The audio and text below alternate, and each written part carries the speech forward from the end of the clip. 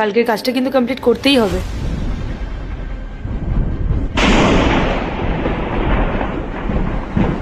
এই কি করছিস তোরা এখানে? গাড়ির ভেতর থেকে চুরি করার ধান্দা, তাই তো? না না স্যার, এইসব আপনি কি বলছেন? আমার স্বামী চোর নয়। তাই নাকি? চোর না হলে এভাবে গাড়ির মধ্যে উকি মারছিলি কেন? আসলে স্যার আমরা আসলে কি তোরা নিশ্চয় সুযোগ খুঁজছিলি কিছু হাতড়ানোর। দাঁড়া, আমি এক্ষুনি পুলিশকে কল করছি। না না ম্যাডাম, আপনারা ভুল বুঝছেন, আমরা চোর নই। আর আমাদের দেখে কি আপনাদের চোর মনে হচ্ছে? হ্যাঁ মনে হচ্ছে। তোদের মতো লোকেরা তো সুযোগ পেলে এইসব কাজই করে। দেখুন স্যার, আমরা গরিব হতে পারি কিন্তু আমরা চোর নই। পূজা একটু শান্ত হও। স্যার, ম্যাডাম, আপনারা একটু বোঝার চেষ্টা করুন। আমরা কিচ্ছু চুরি করিনি, আসলে ব্যাপারটা হচ্ছে অন্য।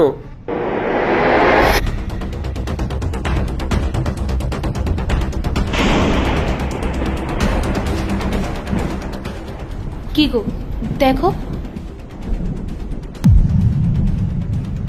ওই লোকটা ওখানে কি করছে?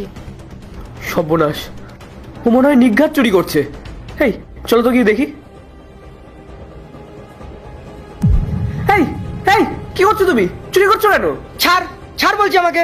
ছাড়ো মানে? দাঁড়াও, আমি লোকজন ডাকছি। হ্যাঁ হ্যাঁ, লোক ডাকো, লোক ডাকো।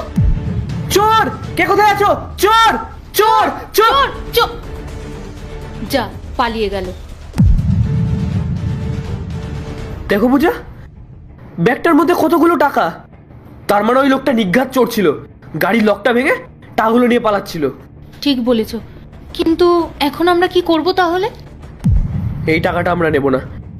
এই ব্যাগটা আমরা গাড়ির মধ্যেই রেখে দিই। যতক্ষণ না এই গাড়ির মালিক আসছে, আমরা এই গাড়িটা পাহারা দেবো। হ্যাঁ।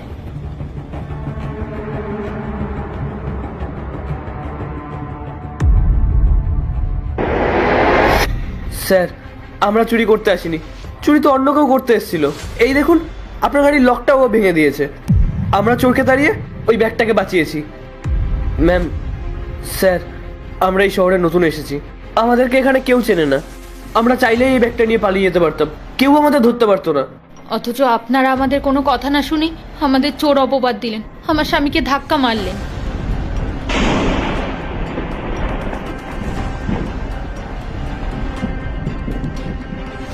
এই নিন ম্যাডাম, আপনার ব্যাগ। আমরা গরিব মানুষ ম্যাডাম।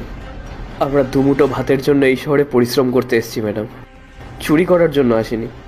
আমাদের বাবা মা আমাদেরকে শিখিয়েছে যে অন্যায় করে পাওয়া টাকায় বড় জোর 2-5 দিন চলা যায়, কিন্তু ওই ওপরওয়ালার কাছে জবাব দেওয়া যায় না। স্যার, আমাদেরকে দেখে হয়তো আপনাদের চোর বলে মনে হতে পারে,